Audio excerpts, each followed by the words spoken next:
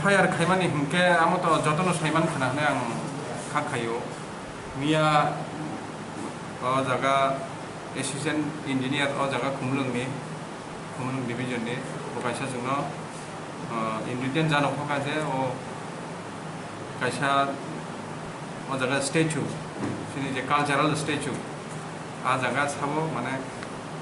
हर फनांगै आबनि क्षति खालामनो नैगा आबनि मुले आ कमप्लेन नि मुले रादापुर थानाव कायसा केस नम्बर हंकाय पुरी 2021 सेक्शन 435 इंडियन पेनल अब केस दाबो इन्वेस्टिगेशन चलि दंगो बाहागे आमो हरनांखा आबो जों एक्चुअल जे कारणाबो सायमानन बाङै दाबो इन्वेस्टिगेशन चलि दं केसा तो हरनामा सिमिया अलगा माने रगमान kan खालामखै आबो तो ठीक आसे थाचिङो जे जोंनो एप्लिकेशन खालामफैनाय रक्तिनि थाचिङो जे थानाय बरं साका मा हायिनिनो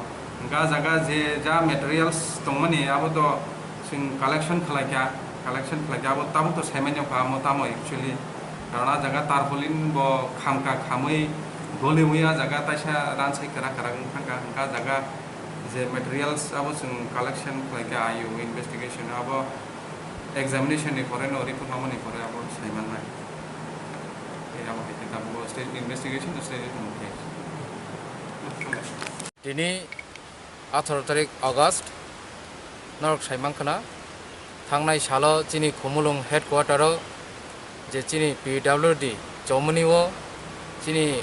Sri City Kaisa City ni bagai Chini Kaisa statue mang Sramjak abono borok sitrarok samung hamia tangnai rok nosto khlaina bagai chesta namani tinia jaga je mana use khaijaka apno nosto khaina bagai amrong no tiyoi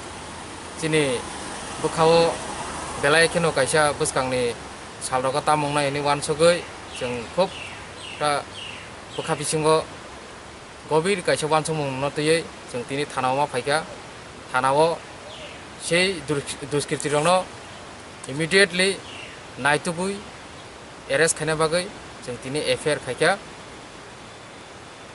ताई FIR सिमिया बरंनो अमबो Saima फायका जे दाक्ति खेनो आ बरंनो arrest खाइना बागै बरंनो रमैति खालायना बागै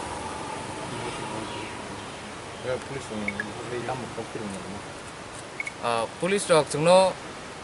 kok rika je जों abono borok police rok abono kaham keno investigation khainai tai je aro je mane use khaijang mane abono borok forensic by abono taibo kaham ke chethroi nai sabaro involved tongkhona ba bumuti haikya jaga amai khaijaka abono tei borok dakti no investigation khaimani bisingtei culprit songna romna hini जोंनो accident